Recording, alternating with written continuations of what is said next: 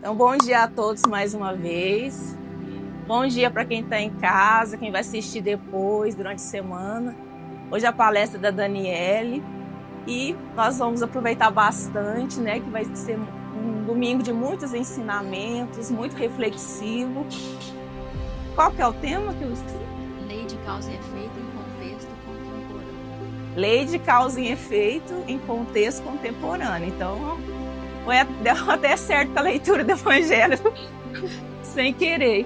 Então, Dani, que seja uma boa palestra para você. Nós vamos aproveitar muitos ensinamentos. Então, vamos nos concentrar, elevar nossos pensamentos a Jesus, pedir o amparo maior nesse domingo de Páscoa, que é um dia tão bonito, que seja iluminado para todos nós, para as nossas famílias, que nós possamos crescer, aproveitar essa encarnação, aproveitar todos os ensinamentos que ela nos traz, que possamos nos fortalecer, sermos pessoas melhores, termos mais discernimento, acertarmos mais, errarmos menos, e que a luz de Jesus abençoe esta casa e abençoe todos que aqui se encontram e todos que vêm buscá-la. Pai nosso que estais nos céus, santificado seja o vosso santo nome. Venha a nós o vosso reino.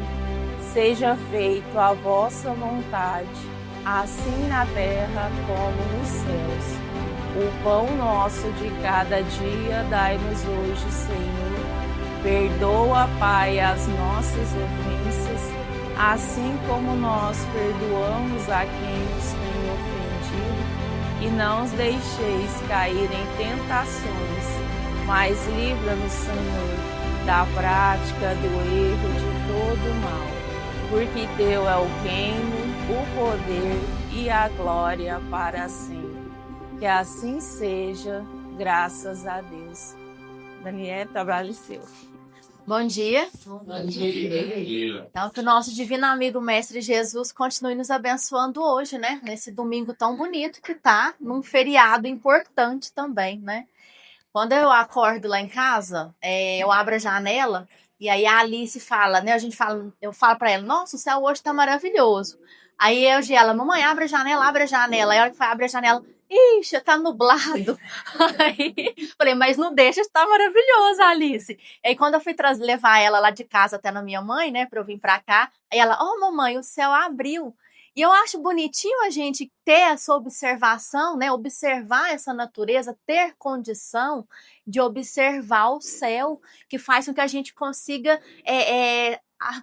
arrecadar energia para passar pelo dia, né? Quando a gente já começa fazendo essa reflexão, esse reconhecimento e esse agradecimento a Deus por ter nos proporcionado essa chance, essa oportunidade de ver, né? De agradecer.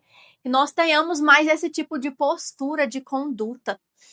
O tema de hoje, eu inventei moda no título, né? Mas nós não vamos falar nada de extraordinário, nada de diferente que não seja da lei de causa e efeito. Eu não sei vocês, meus irmãos, mas vez ou outra eu me pego pensando, principalmente quando a gente vê notícia, né? Às vezes eu nem gosto de ficar aí procurando notícia, porque é uma notícia ruim atrás da outra. E faz com que a gente pense o porquê de quê? Por que algumas pessoas uma coisa é considerada certa? Por que para outras pessoas aquilo que eu considero certo não é considerado certo? E a gente vê esse tanto de conflito, esse esmorecimento, na verdade, esse relaxamento dos valores morais. Por que será que isso acontece? Para mim, uma coisa é certa, para o outro não é certo, e vai fazendo as coisas de forma que acaba comprometendo ainda mais as respectivas reencarnações. Aí, fazendo umas pesquisas, né, corroborada com os conceitos da Joana de Ângeles, eu cheguei num termo que eu nunca tinha ouvido falar, relativismo ético, que é uma vertente ali que a filosofia explica o porquê que para alguns é certo e para que para outros é errado. Aí nesse termo fala assim que os valores, segundo essa perspectiva, os valores morais eles não são universais, mas depende da cultura, depende da experiência individual e do contexto social. Então essa vertente ela justifica, né, que não haveria uma moral objetiva válida para todos. E se nós formos analisar só por esse prisma material desse relativismo ético, quem é que define o que é justo? Como é que eu vou responsabilizar alguém? E existe consequência moral real? Então, se fosse analisar só por essa vertente, tá aí, como é que eu vou responsabilizar alguém por ele ter cometido algum equívoco, algum erro, se para ele aquilo ali que ele fez não estava errado? Como é que aconteceria essas questões? E aí vem a doutrina espírita e vem falar para nós que não é bem assim que as coisas acontecem, não. Que trata como um universalismo moral e espiritual. Que mesmo que, para mim, o que eu fiz, eu achava que era certa, mas se fere as leis de Deus, eu vou ter que arcar com as consequências, acreditando se o que eu fiz estava certo ou errado ou não. Um exemplo é aborto. Vou até talvez até ser polêmica, mas uma questão é aborto. Eu defender que a mulher, né, os envolvidos pode praticar o aborto, não anula eu arcar com as consequências se eu porventura aceitei e fiz, né? Ou estava ali relacionada naquela situação em que proporcionou que aquela mulher abortasse. Eu achar que estava certo ou não, eu feri uma lei. Eu feri lá o mandamento onde fala não matar. Não existe condições para que a lei de Deus ela abra vertentes para que para mim seja certo e para que o outro seja errado. Deu para entender, meus irmãos, essa colocação? Então, independente de eu achar que está certo ou não, se eu ferir uma lei de Deus, eu vou arcar com as consequências. A lei geral do universo vai me alcançar. E isso aí faz com que a gente tenha uma certa esperança de que as coisas vão mudar, de que as coisas vão encaminhando para o bom direcionamento, para o bom convívio nosso em sociedade. E aí a Joana de Ângeles, meus irmãos, ela de uma forma muito interessante, ela vem falar assim para nós que na verdade, né, ainda não é a Joana de Ângeles. A ciência ela conclui que a moral humana ela é instável, que ela é influenciada por emoção, por cultura e por contexto, e que não garante justiça absoluta. Isso a nossa ciência, o nosso material fala isso. Mas aí vem a doutrina espírita, lá quando Allan Kardec, na questão 621, ele fala que a lei de Deus está escrita na consciência, ele vem falar para nós que mesmo aquela pessoa que faz o errado, achando que está certo, lá no seu íntimo ela sabe que ela não fez certo. Porque a nossa consciência, ela acusa direitinho quando a gente desvia ali o nosso caminho. Esses dias, eu saí lá de casa e fui para um endereço que eu nunca fui, e eu fui com GPS, né? O que seria de Daniele agora sem GPS? Mal sei chegar em casa agora sem GPS. E eu errei, né? Aí ele falou, traçando um novo trajeto. E ele mandou eu virar à direita. Só que parece que não era um trajeto ali oficializado, era meio que um caminho meio esquisito. E eu entrei nesse caminho esquisito. A minha consciência ficou acusando, nossa, mas você não devia ter entrado ali, que não era um trajeto legalizado. Coisas bobas. Boba, mas certamente, né? Por que isso? Porque a nossa consciência, ela mostra para nós quando a gente faz alguma coisa que não faz parte do nosso contexto, que não faz parte do nosso comportamento habitual. Porque, graças a Deus, nós somos criados com essa ferramentinha dentro do nosso inconsciente para diminuir a incidência nossa nos erros. E aí as pessoas que continuam errando, quando a consciência ela alcança, nossa, vai ter que gastar uma energia muito grande para partir para a reparação daquela falta ali que foi cometida.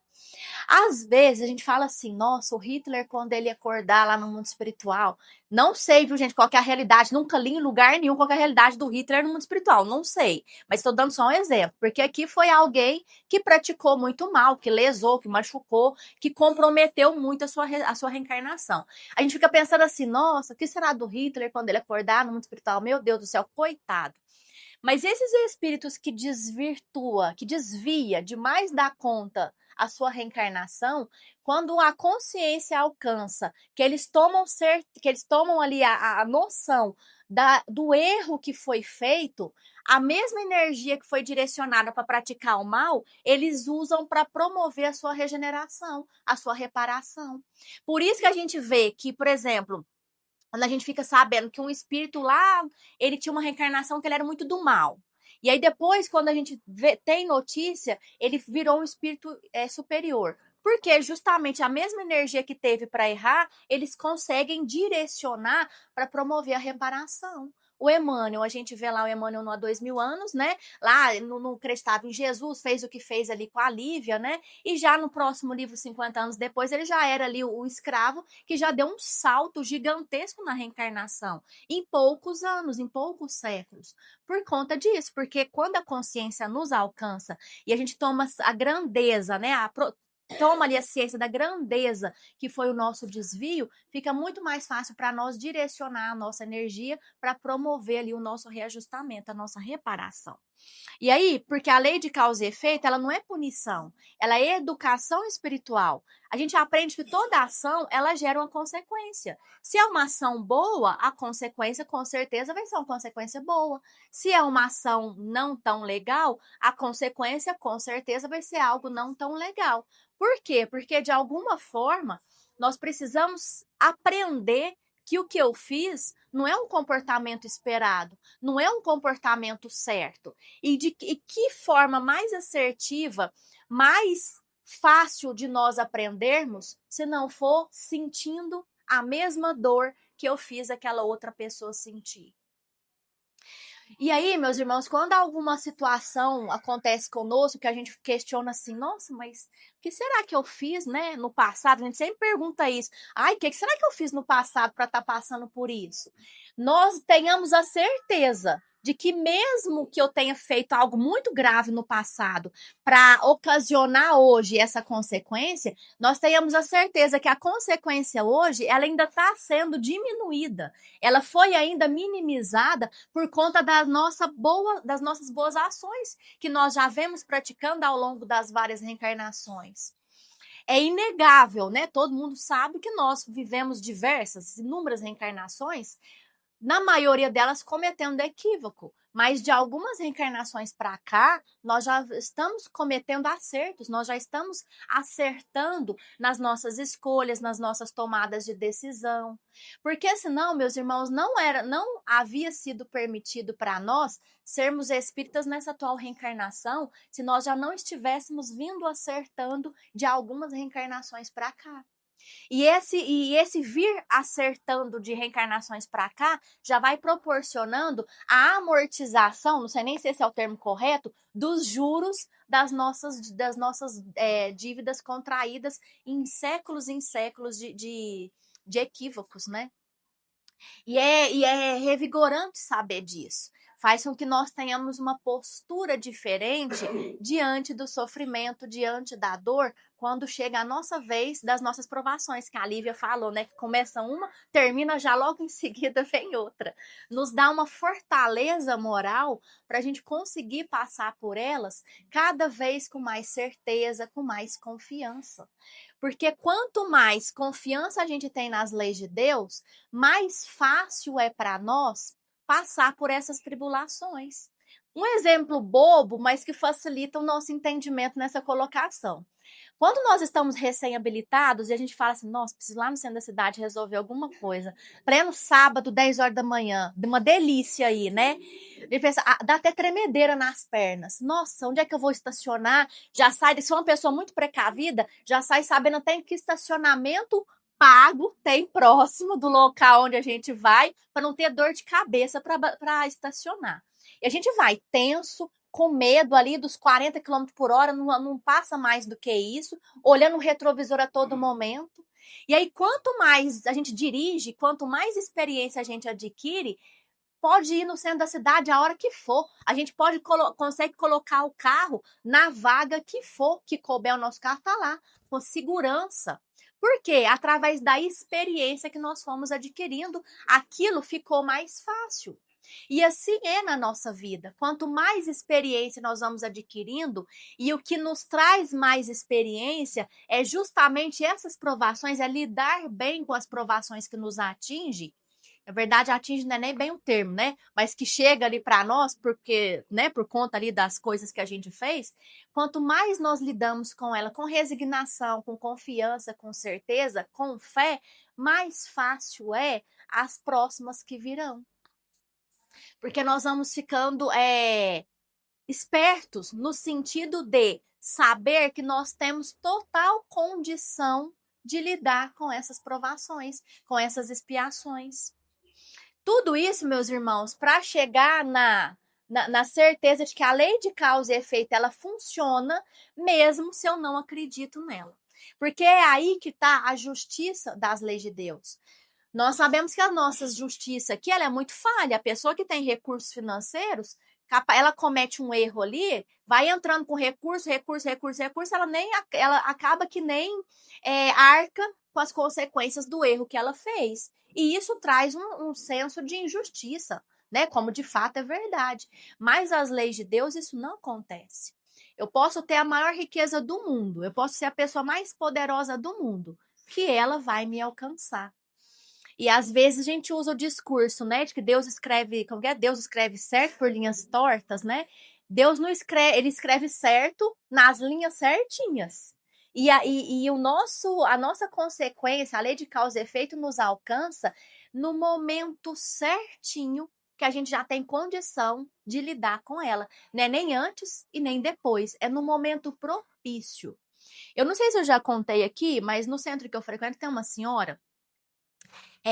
Um dia desse a gente conversando, né? O marido dela tá doente, ela tá com diabetes, daquela que tem toda hora, tomando a insulina. E aí um dia a gente conversando, né? Ela falou assim: nossa, eu agradeço a Deus por essas coisas ter me alcançado agora que eu tenho a maturidade espiritual para entender. Porque se o meu marido ficasse doente e eu doente ao mesmo tempo há uns anos atrás, um dos dois eu ia ter que abandonar. Ou eu abandonava ele ou eu abandonava eu. Ainda bem que aconteceu agora que eu tenho maturidade espiritual.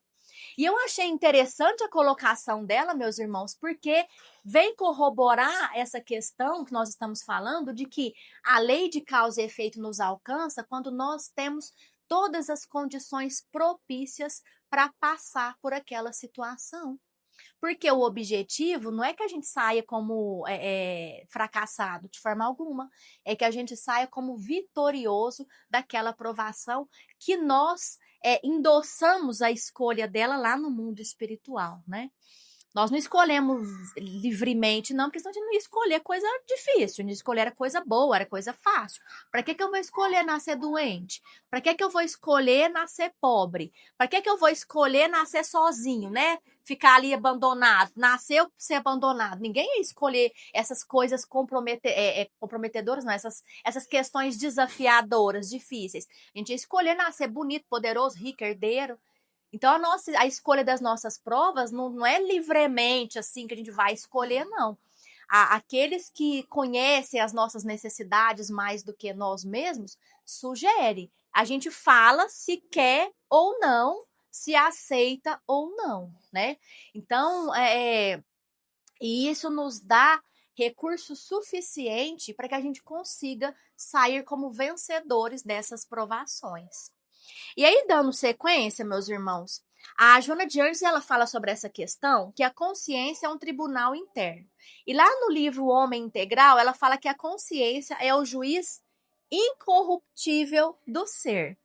É interessante quando ela usa o termo incorruptível, porque a nossa consciência não tem agradinho que a gente vai dar para ela que vai fazer ela esquecer que nós temos que melhorar em determinadas situações. Não tem dessa, ela é incorruptível. Por quê? Porque foi o mecanismo que Deus colocou dentro de cada um de nós que vai facilitar a nossa evolução. Na verdade, não é nem que vai facilitar, é ela que vai nos conduzir para a nossa evolução. Porque quando a gente insiste em ficar indiferente a essa voz da nossa consciência, nós vamos arcando para nós sofrimentos muito maior para que vai fazer a gente voltar para o caminho de novo que nós temos que seguir. Essa comparação, eu utilizo muito, mas é uma comparação que facilita o nosso entendimento. É que a nossa consciência, ela é o nosso GPS. Não tem como. Desviou, ela faz a gente traçar novo caminho direitinho. E nem demora para que isso aconteça. Não sei se vocês têm essa percepção, meus irmãos, mas quando a gente está muito tranquilo, o tranquilo que eu falo no sentido de nós estamos cumprindo os nossos compromissos, nós estamos tendo cuidado de viver bem a nossa vida, no sentido de evitar errar, de evitar equívocos, de cuidado ali na nossa relação com o outro, a nossa vida ela vai ficando muito calma, ela vai ficando tranquila, porque a nossa vida ela era para ser vivida tranquila, com tranquilidade, com calma, com segurança.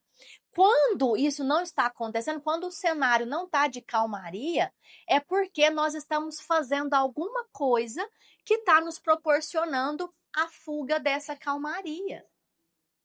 E aí é o que nós vamos falar agora, onde a Joana de Anjos diz que ela chama de fuga da responsabilidade, que gera conflitos e distúrbios íntimos.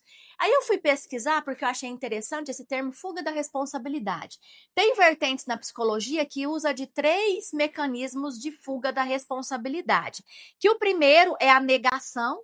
Todos têm o objetivo, meus irmãos, de evitar uma dor emocional, de proteger o ego e de manter uma imagem positiva de si mesmo.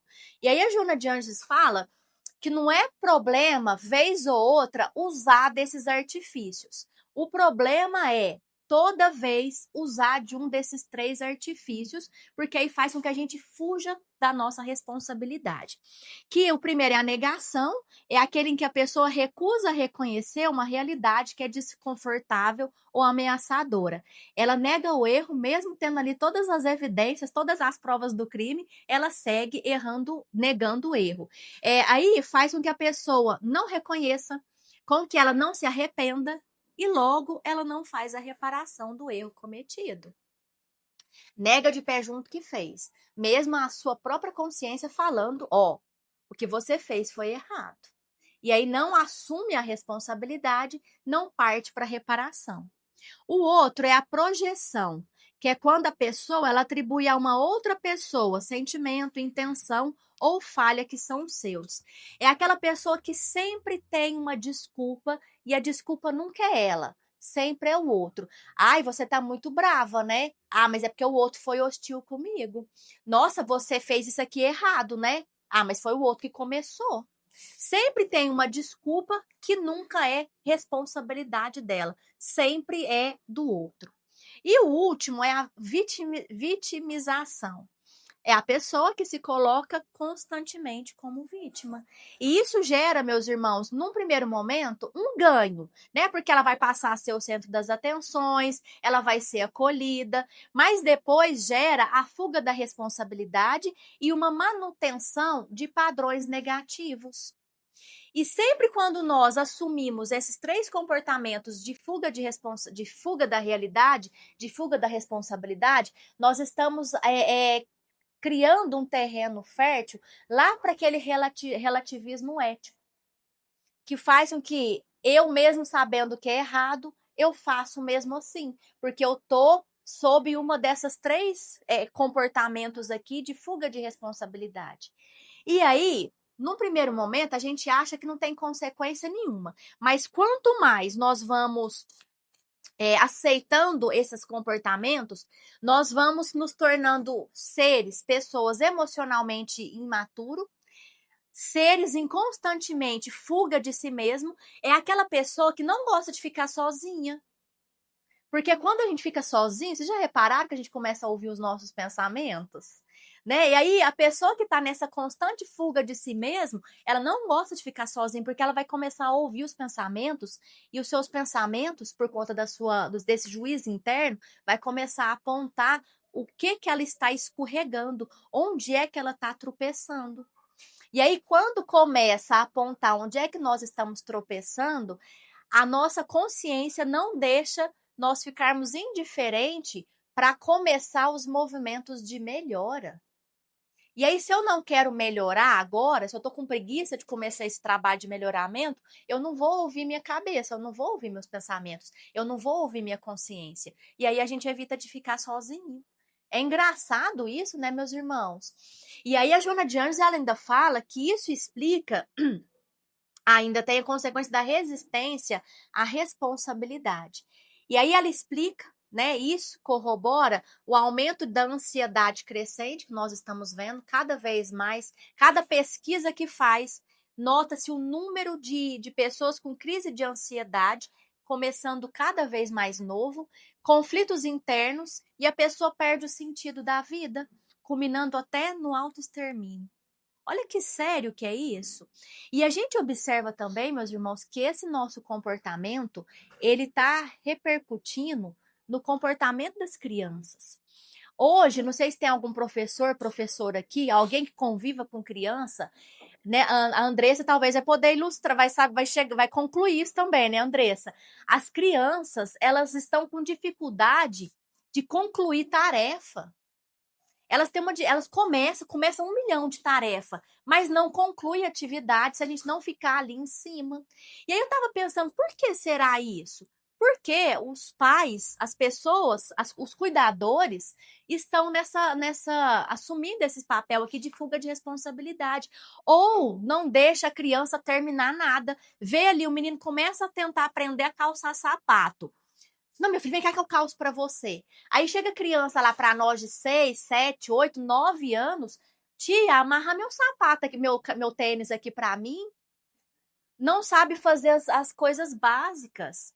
Não sabe abrir a lancheira, abrir o potinho que leva o suco. E a gente pensa assim, nossa, mas o que isso tem a ver? Tem tudo a ver, porque a nossa conduta de rapidez, de não assumir as nossas responsabilidades, nós estamos ensinando ela, mesmo que de forma inconsciente, indireta, para as crianças. Aí como é que nós vamos querer depois, o futuro do nosso país, o futuro da nossa sociedade é as nossas crianças. Mas então a gente vai ver, mas não vai melhorar lá então muita coisa, não.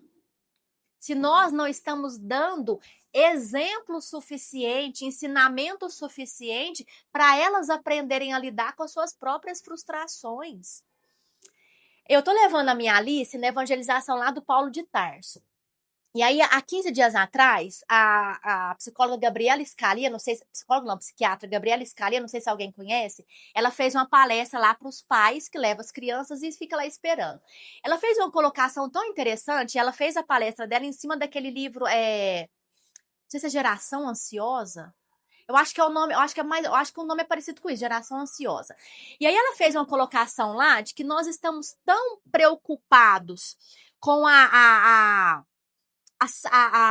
como que eu posso usar o termo, gente? A gente não deixa os filhos machucar, eu quero dizer assim, não deixa tanto a criança machucar, com a proteção da criança, que nós não estamos deixando elas aprenderem a lidar com seus próprios BOs. Um exemplo, ela falou que a gente leva as criancinhas lá para passear no parque, aí a gente sabe que criança pequena, ela quer o que o outro quer, né? Aí o outro coleguinha foi lá e pegou o brinquedinho. Ela larga o que ela tá brincando porque ela quer aquele brinquedo, eles entram num conflito. E ela diz que nós estamos tão preocupados com essa integridade física que a gente não deixa a criança resolver ali aquele impasse. E ela falou assim, eu achei muito interessante.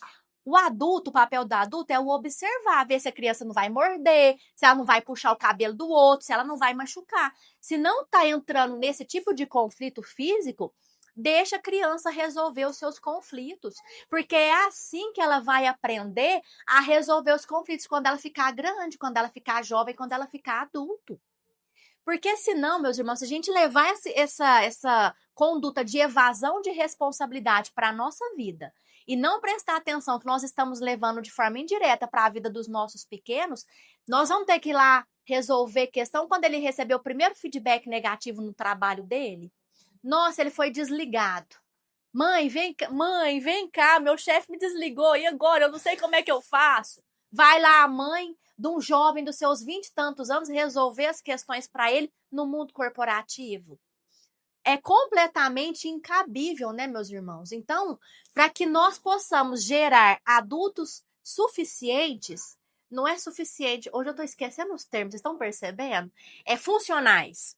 para que a gente possa gerar jovens e adultos funcionais, nós precisamos primeiro olhar para nós e perguntar: eu estou sendo um cuidador funcional? No sentido de, eu estou dando para ele os exemplos para que ele se torne um adulto funcional? Tanto no sentido material, quanto principalmente no sentido espiritual. No sentido espiritual, a nossa funcionalidade é, quando alguma dor, algum sofrimento chega até mim, o meu filho, aquela criança sob responsabilidade, ela veio reclamando toda hora? Porque senão ela vai crescer também achando que é natural a reclamação diante das situações. Porque se reclamasse, resolvia, nossa senhora, a gente não tinha problema, né? Porque qualquer coisa a gente reclama. Bate o dedo na quina do sofá, ai, já começa ali a reclamar. Bate o cotovelo que é dolorido, pronto. Nossa senhora, aí começa. Vai achar que é normal, que é natural reclamar, né? E aí, encaminhando já para a nossa conclusão, quando a gente percebe essa questão desse relativismo ético, a ciência ela fala que a moral humana ela é instável, depende da emoção e do contexto. Vem a doutrina espírita e nos garante que existe uma lei moral superior, que a consciência capita essa lei, eu querendo ou não querendo, e que a vida nos educa através das consequências. Assim vou usar de novo o termo da criança pequena. A criança ela só sabe que fez errado quando a gente tira, quando gera consequência. A minha Alice, que está nessa fase de aprendizado com os 3 anos e 5 meses, eu falo: Alice, é hora de arrumar os brinquedos. Se ela enrola, ela não arruma, eu escondo ali aquele brinquedo por um período, para ela entender que não fez o que foi pedido, tem ali uma consequência. Porque se toda hora eu falo, é hora de arrumar o brinquedo, ela enrola, não arruma, eu vou lá e arrumo, cadê a consequência? Aí ela vai crescer não arrumando as coisas dela e vai chegar o momento da vida que vai crescer não arrumando as bagunças que fez na vida. Porque sabe, minha mãe vai lá e arruma para mim.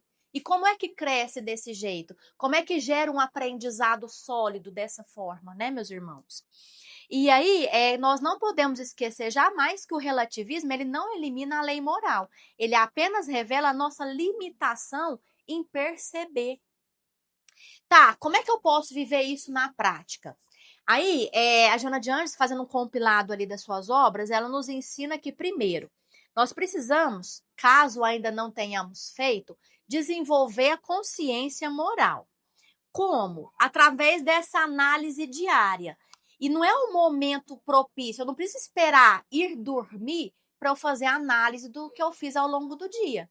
Fiz algo aqui, a minha consciência acusou que eu não deveria, eu já posso ir fazendo essa autoanálise. Mas o que aconteceu? Qual foi o gatilho que gerou esse fato de eu não gostar daquilo? O que aquilo ali encontrou, que reverberou em mim? O que aquilo ali encontrou consonância em mim que fez com que eu não gostasse daquilo ali no outro? Essas análises nós podemos ir fazendo ao longo do nosso dia. A vigilância dos pensamentos. Quando Jesus falou orar e vigiar, não foi à toa. Nós precisamos vigiar constantemente os nossos pensamentos, porque aquilo que eu penso demais da conta, quando vê, eu já estou fazendo aquilo que eu estou pensando muito, constantemente. Então, vigiar.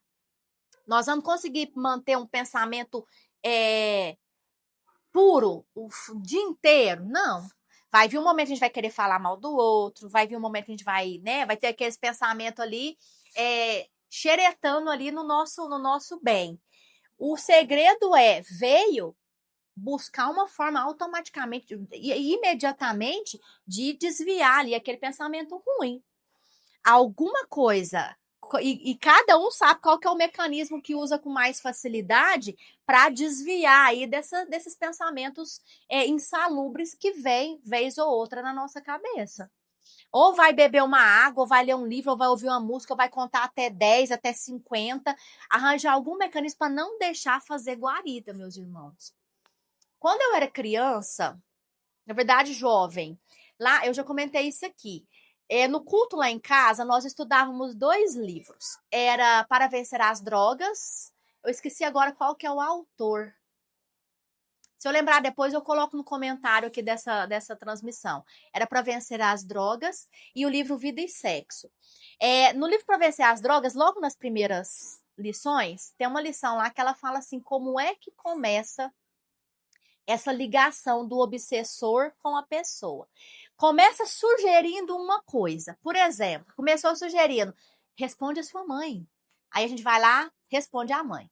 Aí já viu que ligou um ponto, já viu que a gente teve facilidade em assimilar aquela sugestão ali com certeza, já ligou um pontinho.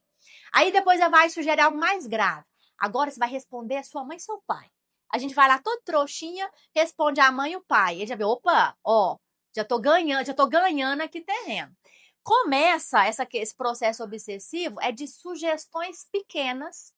Cada vez que a gente vai aceitando, é como se o espírito obsessor fosse dominando ali a nossa vontade. Por isso, a importância de vigiar os menores dos pensamentos. Por mais bobinho que a gente acha que não é bobinho. E aí nós precisamos já vigiar e já arranjar esses mecanismos para ir eliminando esses pensamentos da nossa cabeça. Segundo, assumir responsabilidade. Evitar procurar um terceiro para culpar os nossos deslizes. Nossa, mas você é fraco, hein? Só minha mãe não me ajudou na minha educação. Aí é muito fácil, né, da gente ficar culpando as pessoas. Nós vamos achar um monte de terceiros para responsabilizar, para não ter que assumir a nossa responsabilidade naquele problema. Reconhecer os erros. É questão de coragem. Nós achamos de forma equivocada que corajoso é aquele que vai escalar o monte e fuge, que é aquele que pula de bungee jump, que é quem salta de paraquedas. Nós achamos que essas pessoas é que são as corajosas. Não, o corajoso de verdade é aquele que reconhece os seus erros. É aquele que reconhece, que pede desculpa e que repara. Essa é a pessoa corajosa de verdade, porque para os outros ele pode até ser taxado de trouxa, de covarde, mas não, diante da sua consciência e perante as leis de Deus, ele é o corajoso. Porque é isso que Jesus, que Deus, que os espíritos que endossaram a nossa reencarnação espera de nós, o reconhecimento das nossas falhas, que é o primeiro passo para a gente trabalhar na nossa reparação. Nós não somos Jesus Cristo, né, meus irmãos, que não precisa espiar, que não precisa reparar mais nada. Nós precisamos ainda reparar muitas coisas, demais da conta. E cada reparação de um erro começa no reconhecimento dele. Então, isso é ser corajoso. Depois, educar as nossas escolhas. Saber que nem tudo que eu posso fazer, eu devo fazer. Acho que é o Paulo, né, que falou, nem tudo me é lícito, como que é? Tudo me é lícito, né? Essa frase. Há quantos anos? Há quantos séculos que ele já deu esse conselho aqui para nós? Então, saber educar, na verdade, as nossas escolhas. Quando a pessoa ela tá de dieta, a gente não consegue seguir. Aí eu falo, gente, porque não é o meu caso, que eu não consigo, não, viu, gente? Mas eu conheço pessoas que são altamente disciplinadas quando começam uma dieta. Altamente. Me deu vontade de comer um doce. Eu que não sou disciplinada, por exemplo, vou lá, tem um doce de leite, comer o pote inteiro, uma caixa de chocolate inteiro. Vai a pessoa, não, ela come um chocolatinho daquela variedade da caixa de chocolate. Soube disciplinar suas escolhas. Por que que nós não trazemos essa disciplina para as nossas escolhas morais, né? Tô numa vontade de fazer isso, mas eu devo fazer isso? Eu fazendo isso, além de me machucar, será que eu vou machucar aquela outra pessoa também? Levar em consideração essas questões, né, para educar as nossas escolhas. Saber que a liberdade, ela exige maturidade. É o Homem-Aranha que fala que com grandes poderes vem grandes responsabilidades, né? E de fato é verdade. Eu quero liberdade. Tá, que saiba que exige responsabilidade. O filho jovem, quando ele pede para sair, mãe, eu quero ir no cinema com os meus amigos. O que vai medir se a mãe pode ou não pode deixar? É justamente saber se o filho dela já é responsável ou não o suficiente para isso, né? Se ela vê, não, meu filho ele é responsável, ele pode, então ela deixa. Se ela, não, ele ainda é muito imaturo, ela não vai deixar. Não é porque ela é do mal, é porque ela não quer que o filho dela venha passar por algumas situações, por alguns dissabores, né? Praticar a reforma íntima. Aí esse praticar a reforma íntima, quando a gente fala dela, fica um pouco solto, né? Mas nós precisamos praticar essa reforma íntima fazendo um processo contínuo. Ela não é movimento isolado, ela é sempre. É algo que é permanente, diário e progressivo. Mesmo que é o melhorar constantemente um pouco a cada dia. Ontem eu perdi a paciência com tanta facilidade. Hoje eu vou ter, então, o objetivo de não perder a paciência com tanta facilidade. E terminar o fim do dia e reconhecer. Ufa, olha, hoje eu quase não perdi a paciência. E aí amanhã, de novo, quando a gente vai observar, nós já nem perdemos, não é qualquer coisa mais que faz a gente perder a paciência. É a prática da reforma íntima enquanto um processo contínuo. É um processo estruturado, não é tentativa aleatória. Ele é organizado, ele é intencional e ele tem um método. É identificar que comportamento que eu preciso trabalhar. É compreender em quais situações que isso aparece, em quais situações que isso acontece. E é substituir. O que eu posso desenvolver no lugar disso aqui que está me irritando, disso aqui que está me desconcertando? E o quarto ponto, praticar. É a repetição consciente no dia a dia. Tem autores de livros que falam que para a gente fazer um comportamento se tornar hábito, nós precisamos fazê-lo por 21 dias seguidos, né? Quando a gente faz por 21 dias seguidos, fica mais fácil transformar aquilo ali num hábito.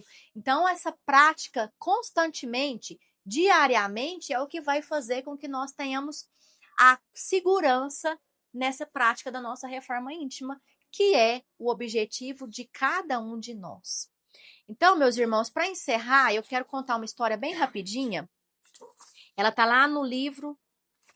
Ixi, não coloquei o livro, mas ela é uma história de um dos livros do Hilário Silva. Essa história, ela chama O Conto da Mosca. Ela começa lá em 1769. Uma jovem morava na zona rural, ela era noiva, Maria Amélia. Ela era noiva, né, e estava ali almejando demais, muitos planos para casar com aquele noivo. E ela observou que o noivo dela olhava diferente para a prima dela, Tereza Cristina. E ela pensava, mas essa Tereza Cristina não vai me tirar esse noivo de jeito nenhum. E bolou um plano. Não tira esse meu noivo de jeito nenhum, Tereza Cristina. Chamou Tereza Cristina para andar de cavalo. E ela foi para um caminho que ela sabia que tinha um enxame de abelhas ali, que na semana anterior tinha matado 2 bois as abelhas. Vou levar a Tereza Cristina para esse caminho. Ela não conhece, ela não sabe que aconteceu isso. Foi as duas montadas no cavalo, ela levou uma arminha ali no bolso, pensou, arquitetou, né? Quando a Tereza Cristina estiver perto ali daquele enxame de abelha, eu vou disparar essa minha arma, vai fazer um barulho, o cavalo dela vai pro rumo das abelhas e eu fujo. E ela fez isso. Foi lá, disparou a arma, o cavalo da Tereza Cristina assustou, bateu ali onde estavam as abelhas, a Maria Amélia conseguiu fugir. Todo mundo ficou procurando a Tereza Cristina, encontrou ela no final do dia, toda inchada, envolta ali de picadas de abelha.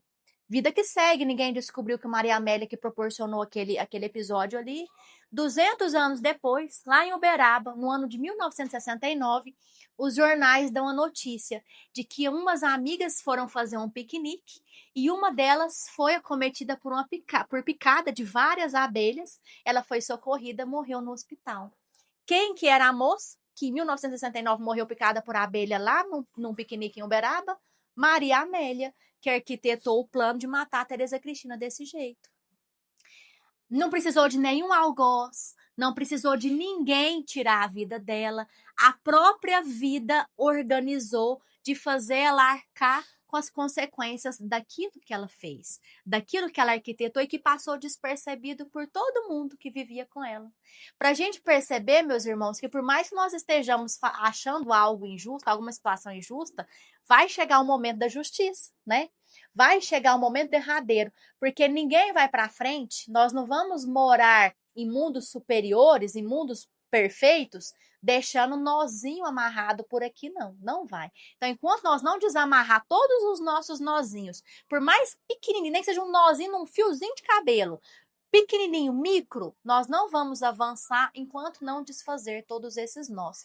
E nós estamos na fase da nossa existência de desatar esses nós. Por isso que nós já temos consciência, por isso que nós já temos conhecimento, informação e boa vontade em permanecer no bem. Era isso que eu tinha programado, que nós tenhamos um bom domingo, né, com o nosso almoço de Páscoa, quem organizou, que nós não esqueçamos de que o verdadeiro sentido da Páscoa é a permanência de Jesus vivo dentro dos nossos corações, o que vai nos direcionar para os caminhos cada vez mais assertivos. E uma boa semana para todos nós. Muito obrigada.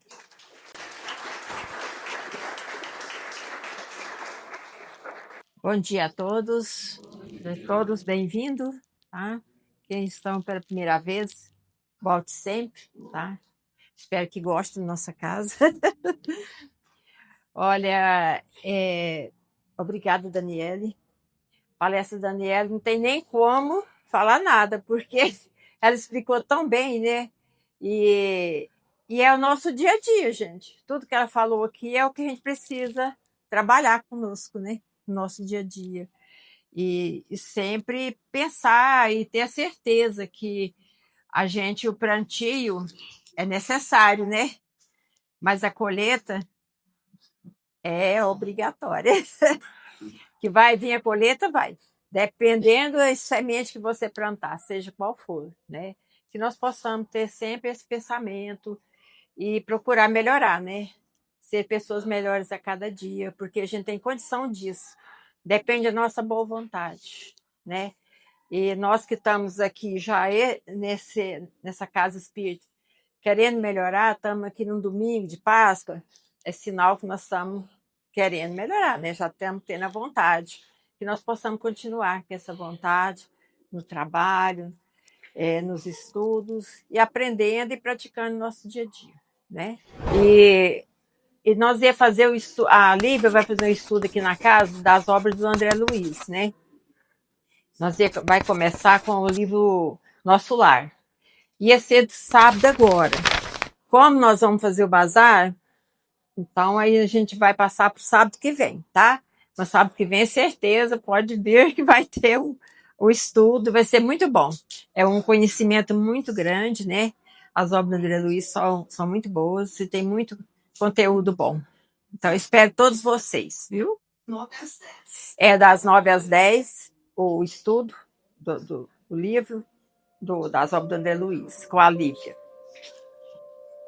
Vamos, neste momento, concentrar Jesus, agradecendo imensamente por nós estarmos aqui juntos, em família, estudando, aprendendo, que possamos colocar em prática no nosso dia a dia todos os ensinamentos desta manhã, dessa palestra maravilhosa, que tem tudo para que nós possamos melhorar, que possamos ter mais paciência, mais tranquilidade, para esperar o tempo do outro, que não é o nosso, que Jesus possa estar sempre conosco, dando a condição, dando a oportunidade para nós, que nós possamos querer, ter a boa vontade de melhorar, fazer a nossa reforma íntima, para a gente se conhecer mais e fazer as nossas melhores escolhas.